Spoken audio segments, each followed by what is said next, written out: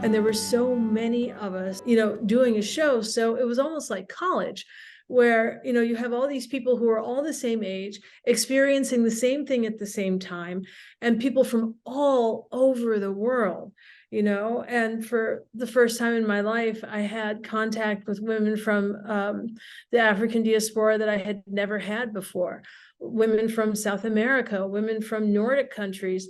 And learning so much and seeing so much, and then there was so much newness too, because not only were you seeing outfits for the first time, you were hearing music for the first time, because designers and musicians were working very closely, and you would hear like amazing songs for the very first time. So it was really, this celebration of what it means to go out and get dressed up and have a good time.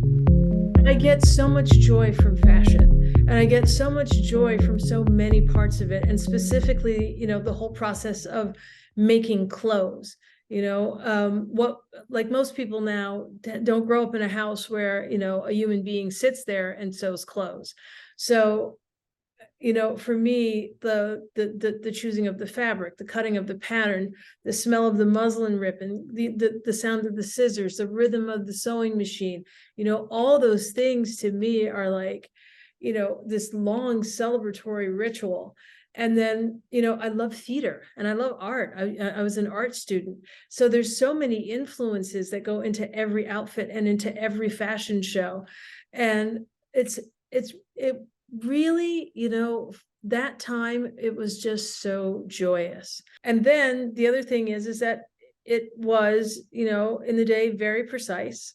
Runways were extremely long, 60, 70, 80 feet, because people had to come in person to see the shows. There wasn't the internet where, an image could be passed around the world instantly at no cost. And there were a lot of clothes in the show. So it wasn't unusual for me at a Chanel show to go out, 7 times or 8 times. Now, if a model has more than one outfit in a show and there's more than 50 pieces that are shown, or 50 is probably the max, but most shows are about 30 pieces, one outfit per girl. So learning to walk was something that was terrifying, because, I didn't grow up wearing high heels. I didn't grow up, wearing super fancy clothes. I didn't grow up socializing with the kind of people who used to sit in the front rows, which were, like royal families and, women whose pictures that you saw in W or on the pages of the gossip magazines. And, and don't forget, this was before we had permission to see into these people's lives all the time.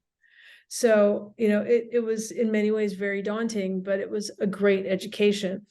And one of the most exciting things was that everyone came from all over the world at the same time to see it in person. That was incredible. When I went to an agency and they asked, what kind of work do you want to do? And of course, just based on my personality and my love of fashion, I was like, oh my gosh, well, I want to be on the cover of Vogue, and I want a Revlon contract, and I want to do Calvin Klein ads. I want to be like Iman, and I want to be like Brooke Shields, and I want to be like Isabella Rossellini, and I want to walk the runways for Chanel, and I want to do this, and I want to do that. And my agent, who was Black, said to me,